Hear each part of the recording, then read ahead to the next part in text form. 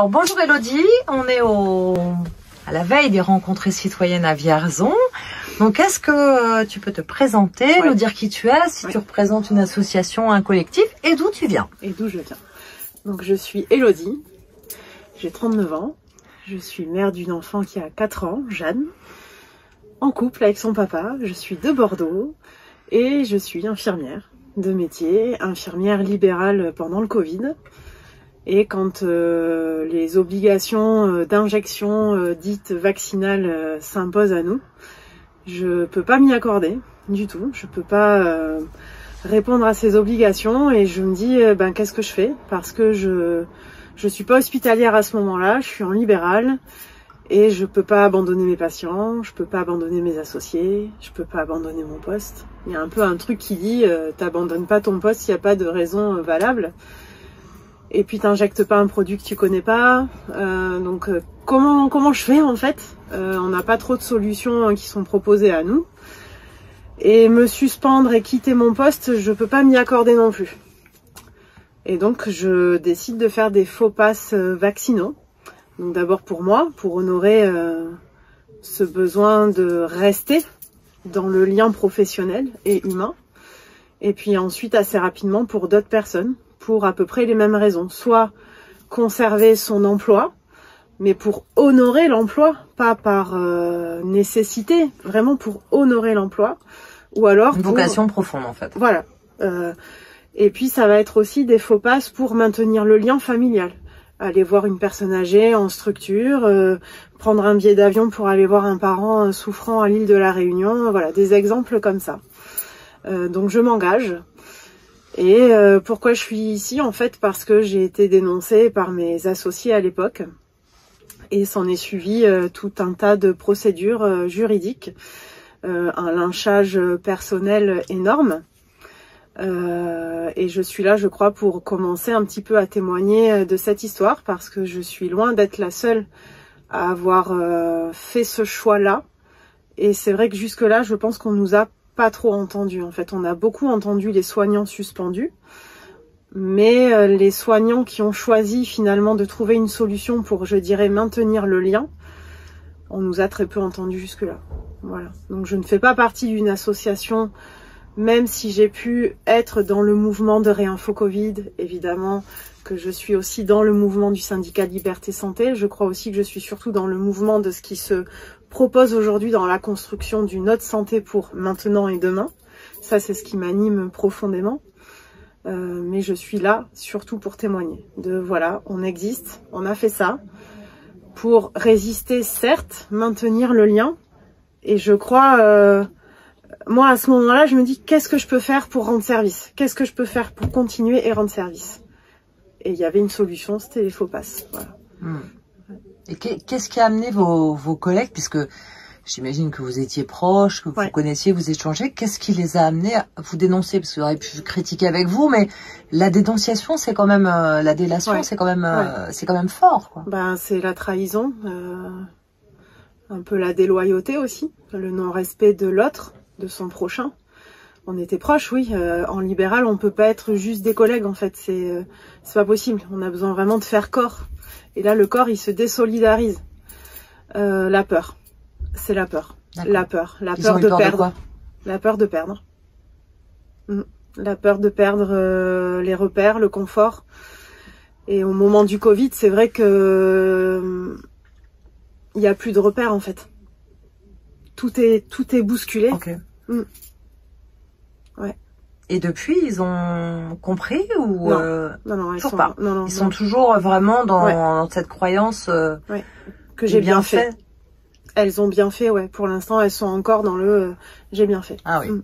Ok, c'est loin. Ouais. D'accord.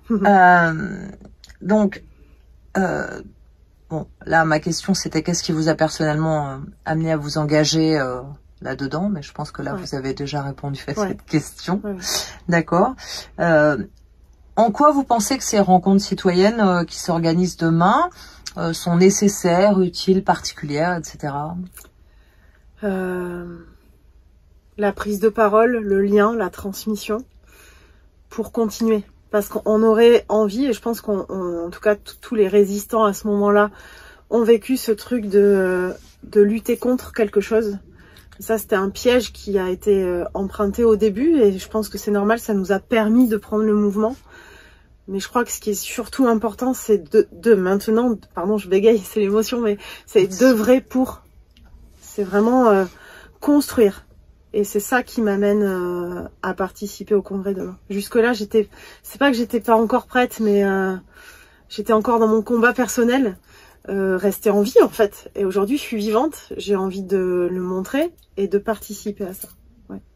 D'accord. Ouais. Et vous pensez que ça amène, qu'est-ce que ces rencontres amènent pour les gens, vous pensez? Est-ce que vous pensez que ça va amener plus de compréhension, plus d'entente, de lien? Compréhension, entente, lien, ça c'est sûr, de l'aide et d'ouverture. De l'aide aux personnes qui sont victimes, ou pas, vous dites? Ah oui, ça c'est sûr. Aide aux victimes en tout genre, victimes des injectés, victimes de ceux qui ont perdu leur potentiel de soigner à ce moment-là. Et oui, ça c'est sûr, de l'aide et du lien, ça c'est évident. Ouais. D'accord. Ouais.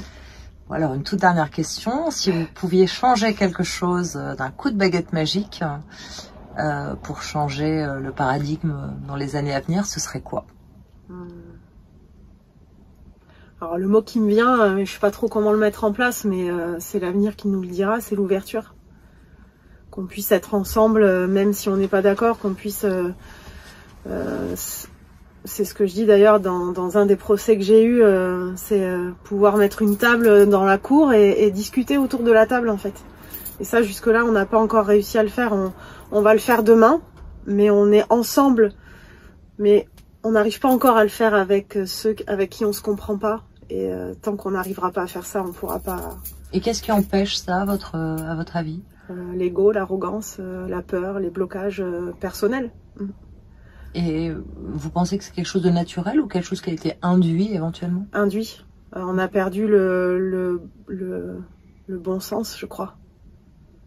Qu'est-ce qui a fait perdre le bon sens? Le conformisme, la complaisance, la facilité. Okay. Donc est-ce que vous pensez qu'il y a une volonté en fait derrière tout ça, de malfaisante en fait, ou pas?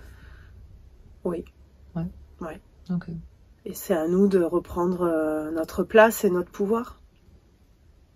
Okay. En fait, je crois que toute cette épreuve ou cette expérience ou cet exercice associé au Covid vient nous apporter la possibilité de dire oui à la vie en fait et de reprendre notre place. Okay. Et ça, on a tous ce potentiel. Ouais. Notre place, ça veut dire notre pouvoir en fait de décision et d'action. D'action. C'est pas le pouvoir d'achat, c'est le pouvoir d'action. Et en fait, je pense que depuis je sais pas combien de générations, on est dans le pouvoir d'achat. Ok, peut-être le pouvoir d'être alors. Ouais.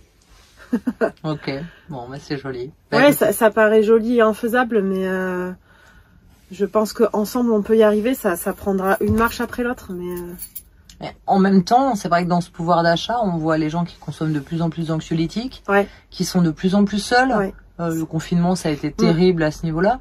Donc, en fait, on a déjà les réponses qui nous disent que c'est pas l'argent qui nous amène le bien-être et le bonheur. Même si, voilà, ça contribue et c'est sûr qu'il faut pouvoir se loger, se nourrir. Mais au-delà de ça, c'est pas ce qui rend foncièrement heureux, quoi. Non, c'est un outil.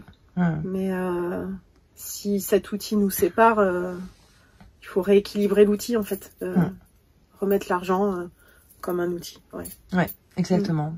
Bah écoutez, merci beaucoup Élodie. Merci.